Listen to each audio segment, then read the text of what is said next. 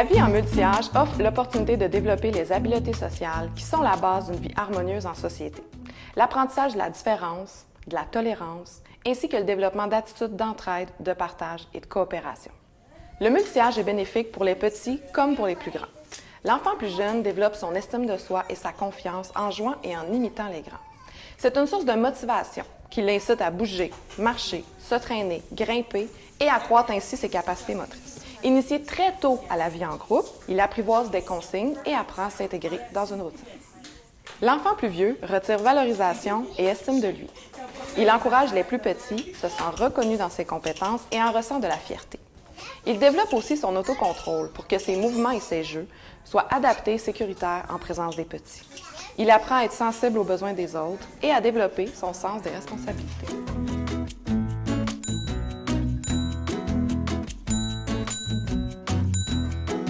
L'aménagement du local doit répondre aux besoins des enfants de tout âge. Ils doivent se sentir en sécurité et être en mesure de développer leur autonomie, par exemple, en prenant les jouets par eux-mêmes.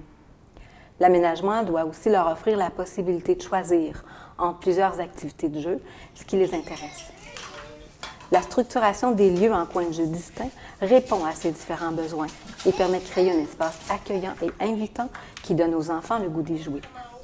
Le choix de l'ameublement est important. Des meubles sécuritaires et mobiles permettent de changer la disposition des coins de jeu selon l'intérêt des enfants ou les changements de clientèle. En contexte multi-âge, le coin poupon est essentiel pour répondre aux besoins des enfants de moins de 18 mois. Les directives canadiennes en matière de mouvement rappellent que les nourrissons de moins d'1 an doivent être physiquement actifs plusieurs fois par jour par l'intermédiaire de jeux au sol. L'aménagement doit donc tenir compte de ce besoin d'espace. Les changements qui ont été apportés dans les coins de jeu du local sont les jouets ont été mis à la hauteur des enfants pour être plus accessibles. On a maximisé le local avec des meubles qu'on avait déjà en les mettant avec des coins différents, comme par exemple un coin poupon, un coin lecture, un coin moteur, un coin réservé aux plus vieux. On a aussi diminué la quantité de jouets et on a enlevé tout gros accessoires de bébé. L'impact de ces changements sur le jeu et le comportement des enfants sont qu'ils sont plus indépendants et autonomes. Ils sont moins frustrés et plus calmes parce qu'ils peuvent aller chercher leur jeu eux-mêmes. Aussi, les bébés ont la chance d'aller à leur propre rythme de développement.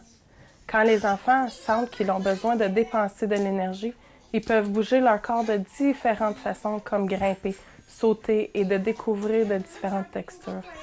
On observe moins de conflits reliés aux jouets. On a remarqué que les enfants vont se tourner plus facilement pour d'autres jouets. Le résultat est moins d'intervention de la part des éducatrices.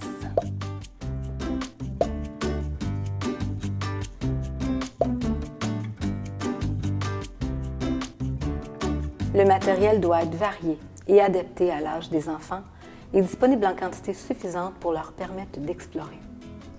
La liste des 5 catégories de matériel aide à proposer plus de variété. Ce matériel peut être ajouté dans les coins de jeu. Toutefois, il faut se rappeler que le matériel accessible en tout temps doit être sécuritaire pour les moins de 3 ans. Une plus grande variété peut être offerte lors d'activités réalisées sous supervision étroite ou encore en changeant régulièrement le matériel sécuritaire disponible dans les coins de jeu. Un local bien aménagé fait toute la différence dans la qualité du jeu des enfants et dans le quotidien des éducatrices.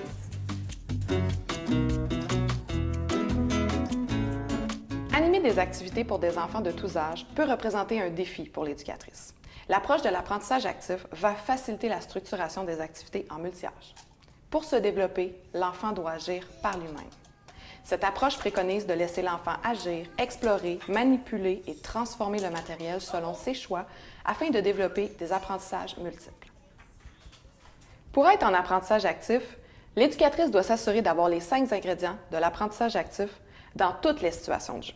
En apprentissage actif, le matériel est varié et se prête à des usages multiples. L'éducatrice encourage les enfants à manipuler librement. L'enfant peut choisir ce qu'il veut faire. L'enfant utilise le langage pour décrire ce qu'il veut faire, ce qu'il fait et ce qu'il a fait. L'éducatrice soutient les enfants. Elle reconnaît et encourage les projets, les réflexions, la résolution de problèmes et la créativité des enfants. L'éducatrice s'assure ainsi que chaque enfant, peu importe son âge, aura la possibilité de découvrir, d'explorer et d'apprendre selon ses compétences et son niveau de développement. Pour appliquer cette approche, l'éducatrice peut proposer aux enfants des activités en atelier ou semi-dirigées. Et surtout, elle prévoit à l'horaire des périodes de jeu libre. Le jeu libre en contexte multi-âge permet aux enfants de faire leurs propres choix selon leur stade de développement. Les plus grands peuvent initier le mouvement et ainsi donner un modèle aux plus jeunes, et les enfants peuvent passer d'une étape à l'autre selon leur intérêt. Le jeu libre leur permet de vivre des expériences variées, de faire des jeux de rôle ou des jeux moteurs qui favorisent leur développement. Le rôle de l'éducatrice est de laisser l'enfant explorer librement avec son corps et ses capacités en l'observant, en respectant son rythme et en l'accompagnant chaleureusement. Elle doit organiser un environnement sécuritaire, riche et adapté dans lequel l'enfant se sent libre et développe son autonomie et sa confiance en lui. Le recueil d'activités en apprentissage actif, des activités pour petits et grands, peut aider l'éducatrice dans la recherche d'activités pour tous les âges. Il est important qu'elle s'inspire des forces et des intérêts des enfants, car plus ils seront intéressés, plus ils seront engagés dans leur découverte et leur apprentissage.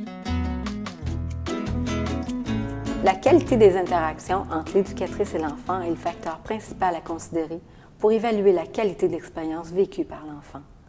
Pour se construire et se développer, l'enfant a besoin de créer des liens de confiance avec une personne significative. La stabilité de l'éducatrice est donc essentielle. L'attitude chaleureuse, positive et bienveillante de l'éducatrice atteste de la qualité des interactions. La manière dont elle répond aux différents besoins des enfants et porte attention à leur intérêt et à leurs forces témoigne aussi de la qualité relationnelle. Le fait d'adopter un style démocratique y contribue également. L'éducatrice démocratique communique positivement en expliquant le pourquoi des règles et des consignes. Elle encourage les enfants à exprimer leurs sentiments et leurs idées et elle tient compte de leur opinion. Les amis, on va mettre 5 minutes sur le time timer, puis après que le rouge soit parti, on va prendre la collation. C'est-tu correct? Oui! Mais vous allez m'aider à ranger aussi, hein? Oui, OK. Elle demeure constante et bienveillante en tout temps, même lorsqu'un enfant ne collabore pas. Elle utilise alors différentes stratégies éducatives pour l'accompagner.